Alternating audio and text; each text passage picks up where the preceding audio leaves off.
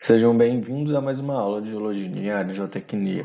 Na última aula, a gente discutiu algumas propriedades dos solos e nesta aula discutiremos alguns procedimentos relacionados à amostragem de solos. Basicamente, a amostragem dos solos vai ter como objetivo a posterior análise das propriedades, desses mesmos materiais. Bom, basicamente, quando a gente fala de propriedades dos solos, nós temos dois tipos de propriedades principais: as propriedades físicas e as propriedades mecânicas. A título de curiosidade, quem é esta mulher? Vocês sabem quem é? Bom, depois a gente responde. Basicamente, quando a gente trabalha com as propriedades físicas, a gente vai falar dos índices físicos, granulometria, plasticidade, permeabilidade e compactação. E quando a gente pensa nas características mecânicas que serão importantes para a gente, estaremos falando de resistência ao cisalhamento e compressibilidade dos solos. Basicamente, a gente consegue juntar aí essas propriedades em alguns grupos de análise. Quando a gente pensa em índices físicos, granulometria e plasticidade, nós trabalharemos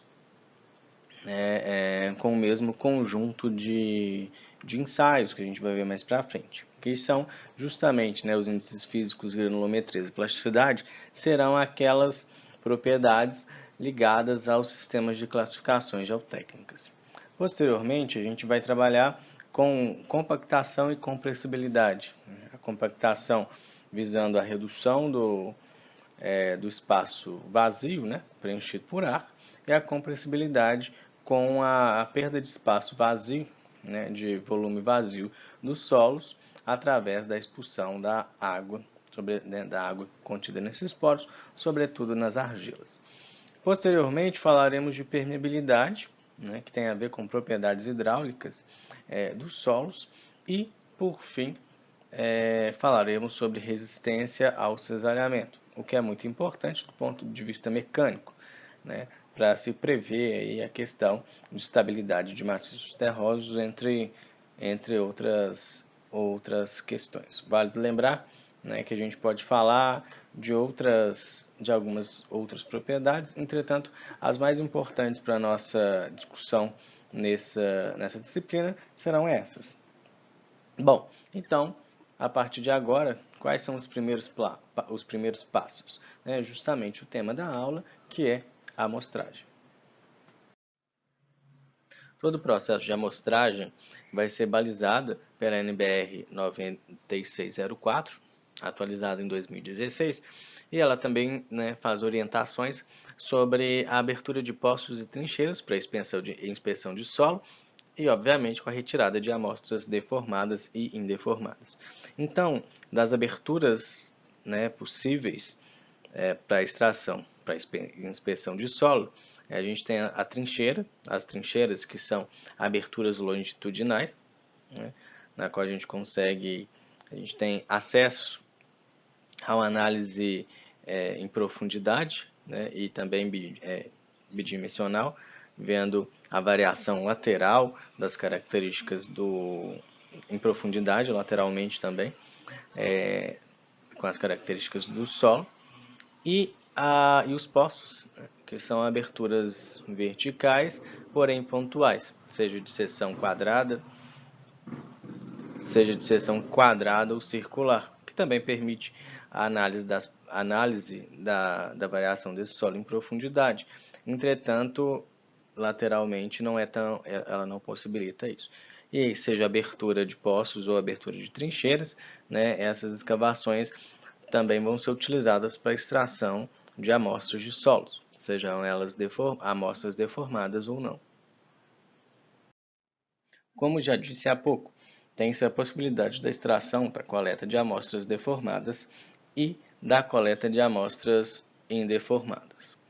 Basicamente, quais são as características e as possibilidades de cada tipo de amostra, tipo de coleta pode fornecer? Bom, basicamente, quando a gente pensa nas amostras deformadas, essas amostras vão ser extraídas por raspagem ou escavação, e ela vai implicar a coleta dessas amostras implica na destruição da estrutura e na alteração das condições de compacidade e consistência natural desse material, né? Portanto, elas só serão representativas em termos de análise granulométrica e também de constituição mineralógica, né? Ao contrário das amostras indeformadas, que elas são amostras extraídas com o mínimo de perturbação possível, de modo que se procure a manutenção da estrutura, das condições de umidade e também das condições de compacidade e consistência naturais. Então essas amostras elas são muito indicadas por representar, ela apresenta, né, uma maior representatividade em termos da distribuição granulométrica da composição mineralógica, assim como as amostras deformadas. Entretanto, ela possibilita a análise, né, e a caracterização da estrutura desse solo, né, visto que é uma amostra que quando coletada tende a preservar essa estrutura, e também o teor de umidade, que é um parâmetro de extrema importância quando vamos trabalhar com aterros, né, com projetos em que haverá compactação e mesmo análise do comportamento dos solos com a variação do teor de água, né, do teor de umidade desses materiais na sua constituição. Para a coleta de amostras deformadas, basicamente o procedimento vai ser uma escavação ou raspagem, né? Mas para isso é importante que alguns passos sejam seguidos. O primeiro deles é que antes da coleta é importante que se limpe o local, né? Justamente a ideia dessa limpeza é tirar a vegetação, enfim, para que nenhum material estranho, né, possa contaminar essa amostra. E tomando, né, cuidado para retirar aí toda a amostra orgânica ou não, né, desse material. E sempre quando acondicionar a amostra em saco de lona ou plástico resistente e devidamente identificado, né? Pense, às vezes vocês vão fazer uma coleta grande de diversas amostras de locais diferentes, então a identificação correta ela é extremamente necessária. Aqui são só alguns exemplos, né?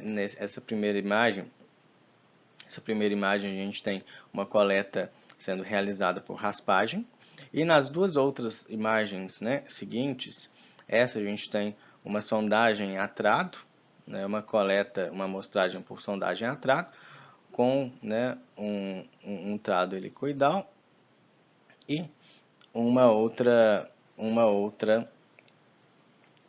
amostragem também feita por sondagem, né, através de um amostrador, né. Embora essa amostra, né, esteja inserida, né, e venha à superfície dentro de um amostrador, há uma certa compactação dessa amostra, né, dentro do amostrador, o que danifica, né, e acaba com a estrutura desse solo. E agora vamos falar da coleta de amostras indeformadas. Agora pare! Mas antes é preciso pensar um pouco na consistência dos solos, né? Os solos eles podem ser solos mais coesos e solos de baixa resistência. Então, consequentemente, o método de amostragem para esses dois tipos de solos são diferentes. Nesse primeiro momento, a gente vai falar da amostragem de solos coesos.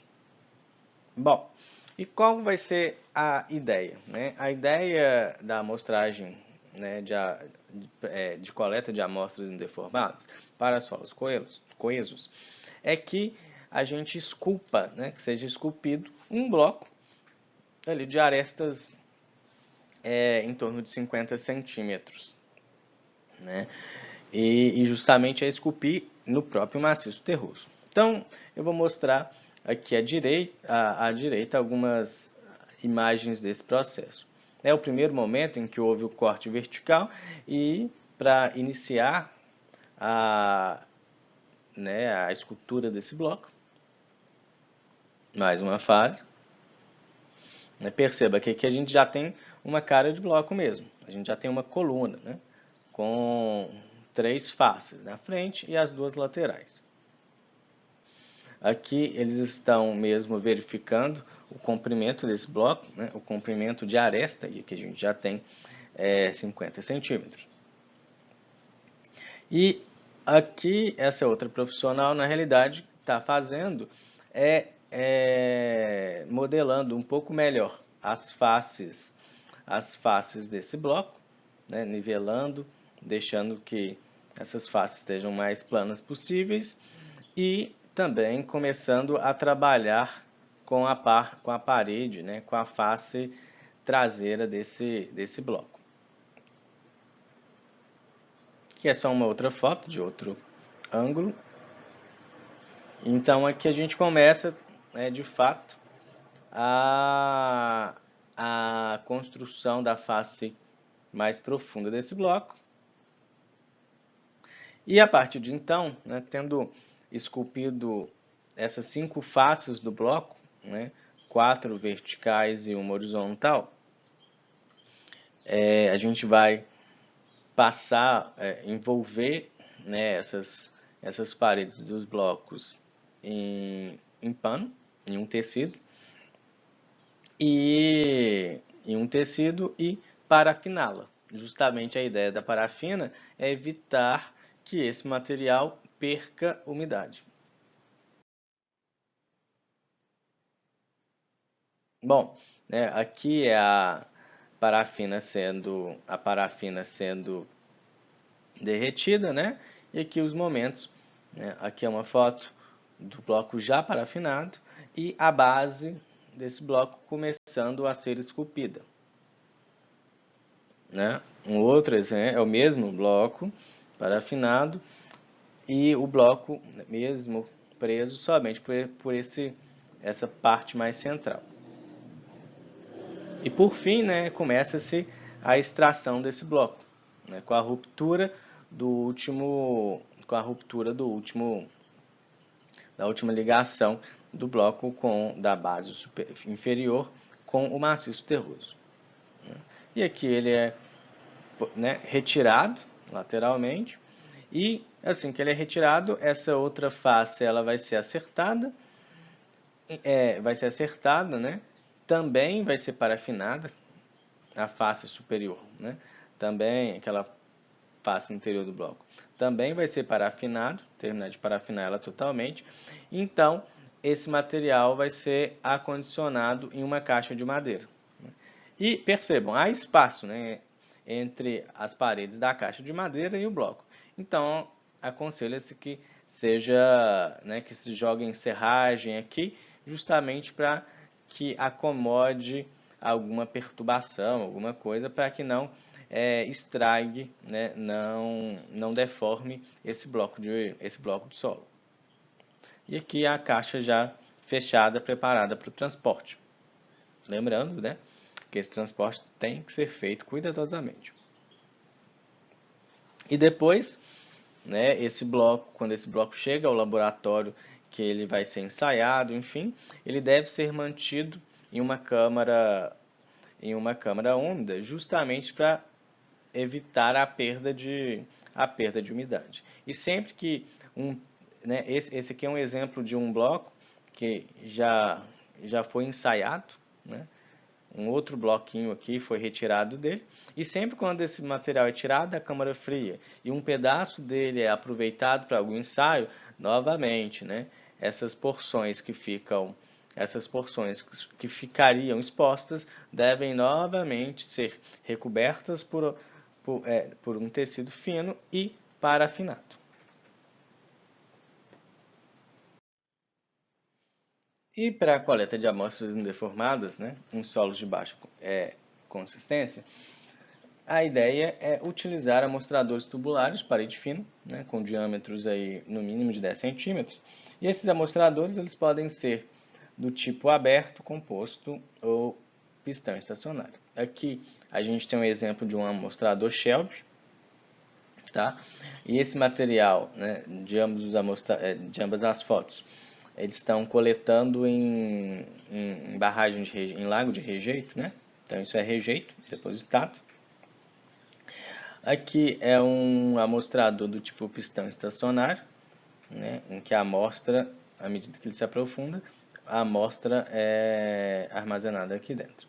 E a ideia justamente desse tipo de amostragem é posicionar o tubo, né, já com o êmbolo já no final, e esse tubo, né, à medida que esse tubo ele aprofunda nesse solo, a criação, né, de uma espécie de vácuo, enfim, e que à medida em que possibilita, né, que esse material fique contido, dentro do cilindro amostrador e posteriormente ele pode ser empurrado, né, dessa forma como vocês estão observando aqui. E, né, obviamente, que a ideia também é manter a umidade desse material, então posteriormente, após a coleta, as extremidades do tubo, caso ele não seja extraído dessa maneira, eles devem ser também lacrados com parafina. Aqui é um exemplo, né? Esse tubo está indo, vai para o laboratório, então aqui esse material é acertado, a parafina, né, é derretida e então esse material é parafinado. Ou ainda, e obviamente que a gente também tem que lembrar, né, que esse transporte tem que ser cuidadoso para evitar problemas com a estrutura da amostra, né? E ainda o outro lado da amostragem, o outro lado da amostra, né, o que a conecta de fato com o equipamento, a gente vai ter também a colocação de serragem e posterior, né, e posterior vedação. Nesse exemplo aqui com uma tampa de PVC mesmo. E mais uma vez a amostra devidamente identificada para ir para o laboratório. Bom, falamos um pouco de amostragem e qual vai ser o próximo passo depois da amostragem? Bom, o próximo passo são os ensaios laboratórios que vamos abordar nas próximas aulas. Por hora é só. Até mais.